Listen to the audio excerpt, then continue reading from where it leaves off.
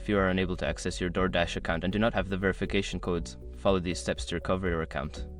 This guide will help you regain access through alternative methods. Step 1. Visit the DoorDash login page. Go to the official DoorDash website or open the app. Click on the login button to access the login screen. Step 2. Click on Forgot Password. On the login page, look for the Forgot Password link. Click on it to initiate the password recovery process.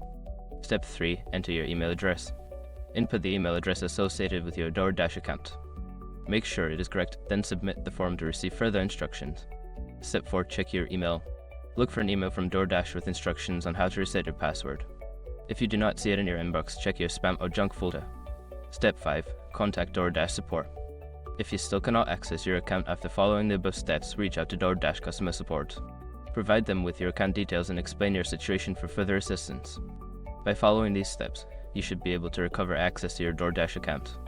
If you encounter any issues, don't hesitate to seek help from customer support.